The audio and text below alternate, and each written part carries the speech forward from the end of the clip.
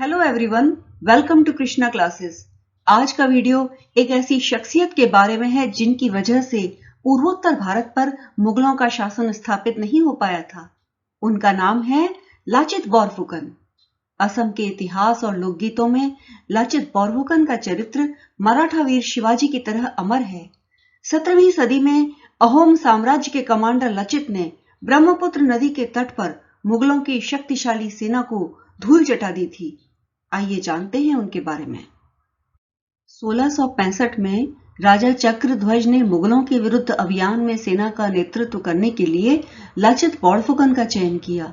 राजा ने उपहार स्वरूप लाचित को सोने की मूठ वाली एक तलवार, हेंगडोंग और पारंपरिक वस्त्र प्रदान किए।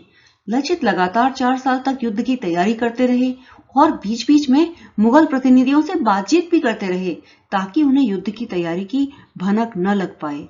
उन्होंने सेना में स्थानीय लोगों को भर्ती किया, स्थानीय संसाधनों का इस्तेमाल करके अस्त्र शस्त्र तैयार करवाए, नावों का बेड़ा और तोपों का भी निर्माण करवाया। 1667 में मुगल राजा ने गुवाहाटी का शासक फिरोज खान को बना दिया। वो एक नंबर का अय्याश था और अहोम राजा पर असम की लड़कियों को भेजने का दबाव डालता था। इससे स्थानीय शासकों में गुस्सा भड़कने लगा। लचित तो मौके की तलाश में ही थे। उनके पास जल सेना तो थी लेकिन घुड़सेना नहीं थी, इसलिए किले पर हमला नहीं कर पा रहे थे और गुवाहाटी को मुक्त कराने के लिए इटाफुली किले पर कब्जा बहुत जरूरी था। इसके लिए लचित ने पहले रणनीति तैयार की। अपने सहयोगी इस्माइल सिद्दीकी उर्फ बाघ हजारिका की अगुवाई में एक सैन्य टुकड़ी भेजी। कुछ जवान रात के अंधेरे में किले की दीवार पर चढ़कर अंदर चले गए और मुगलों की तोप की नली में पानी भर दिया। अगली सुबह किले पर हमला हुआ लेकिन मुगल तोप तो बेकार हो चुके थे। इस तरह लचित ने अपनी सूझबूझ से मुगलों को एक बड़ा झटका दिया और गुवाहाटी पर अहोम शासन फिर से कायम हुआ। इस पराजय की खबर मिलते ही मुगल बादशाह औरंगजेब गुस्से से पागल हो गया। उसने अपने सेनापति राम सिंह के नेतृत्व में 70,000 सैनिकों का विशाल दल 1,000 तोपों के साथ बड़ी नौकाओं में रवाना कर दिया। ये सेना ब्रह्मपुत्र नदी के रास्ते गुवाहाटी के करीब पहुंची। लचित बोरफुकन ने रणनीति के तहत उन्हें गुवाहाटी के कामाख्या मंदिर के पास तक आने दिया, क्योंकि गुरिल्ला युद्ध के लिए यही जगह बेहतर थी। दोनों तरफ पहाड़ियां, घने जंगल और बांस के झुरमुट थे। ब्रह्मपुत्र नदी के उस पार मुगलों ने अपना शिविर लगाया था। सच्चाई ये है कि अहोम सेना मुगलों की विशाल सेना से सीधे युद्ध करने की स्थिति में बिल्कुल नहीं थी। सो लचित ने रात के वक्त गुरिल्ला युद्ध करने की रणनीति बनाई। लचित के नेतृत्व में अहोम योद्धाओं के गुरिल्ला युद्ध और पराक्रम से मुगल सैनिकों का मनोबल टूटने लगा। घबराकर मुगल सेनापति राम सिंह ने लचित से रात में हमला न करने का आग्रह किया। इस पर अहोम सेनापति ने जो जवाब दिया, लोग उसे आज तक याद करते हैं। लचित ने मुगलों के सेनापति से कहा, शेर हमेशा रात में ही हमला करते हैं। इतिहासकार डॉक्टर H.K. बरपुजारी ने अपनी किताब कॉम्प्रिहेंसिव हिस्ट्री ऑफ असम में लिखा है, लचित तुरंत युद्ध की रणनीति बनाते, अक्सर रात में मुगलों पर हमला करते जब उनकी सेना आराम कर रही होती। तब मुगल सेनापति राम सिंह ने एक चाल चली। उसने अहोम सेना को एक पत्र भेजा। इसमें लिखा था, लचित ने गुवाहाटी खाली करने के लिए 1 लाख रुपए लिए हैं। ये खबर जब अहोम राजा तक पहुंची तो उन्हें भी एक बार के लिए लचित की नीयत पर शक हुआ, लेकिन प्रधानमंत्री अतन बरगोहाइयर ने उन्हें समझाया कि ये मुगलों की चाल है। लेकिन कहते हैं ना, शक का कीड़ा दिमाग को खोखला कर देता है। सराय घाट में लचित सीधे युद्ध के पक्ष में नहीं थे, लेकिन राम सिंह ने युद्ध का आह्वान किया। इधर लचित पर शक कर बैठे अहोम राजा ने भी जल्दीबाजी में युद्ध का आदेश दे दिया। जाहिर सी बात है, अहोम सेना को भारी नुकसान हुआ। करीब 10,000 सैनिक मारे गए। बचे हुए सैनिक भी मैदान छोड़कर भागने लगे।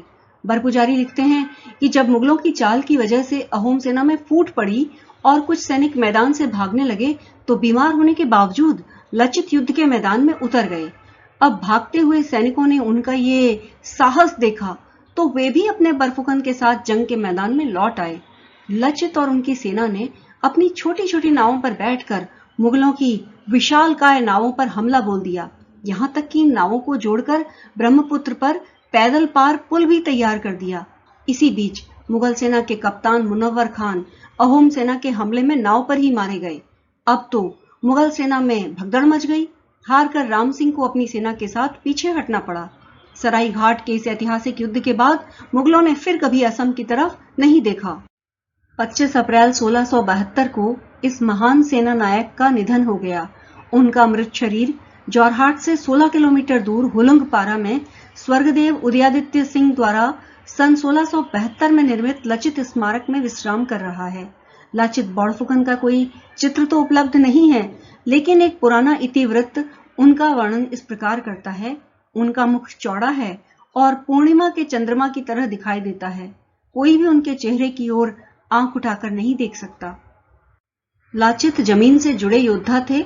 उनका जन्म भले ही असम में सत्तासीन अहोम राजवंश से जुड़े हुए एक बड़े सामंत के घर पर हुआ था, लेकिन उन्हें अपने सामान्य सैनिकों के साथ भोजन करने या उठने बैठने में कोई परहेज नहीं था और यही वजह थी कि लाचित के सिपाही उनकी एक आवाज पर जान देने के लिए तैयार रहते थे। उनके सेनापतित्व में अहोम सैनिकों का मनोबल बहुत ऊंचा रहता था। असम सरकार ने सन 2000 में लाचित बॉरफुकन अवार्ड देना शुरू किया। उनके जन्मदिन 24 नवंबर को लाचित दिवस के रूप में मनाया जाता है, लेकिन दुखद यह है कि लाचित बॉरफुकन की वीर गाथा हमारी इतिहास की किताबों से गायब है। असम के पूर्व राज्यपाल और वरिष्ठ सैन्य अधिकारी लेफ्टिनेंट जनरल S.K. सिन्हा तो लचित के पराक्रम की तुलना शिवाजी से करते हैं। Emulate the spirit and skill of Lachit Borphukan नाम की किताब में उन्होंने लिखा है, मध्यकालीन भारत ने दो महान सैन्य नेता दिए। एक ओर महाराष्ट्र में छत्रपति शिवाजी थे तो दूसरी तरफ असम में लचित बॉरफुकन। दोनों लगभग समकालीन थे।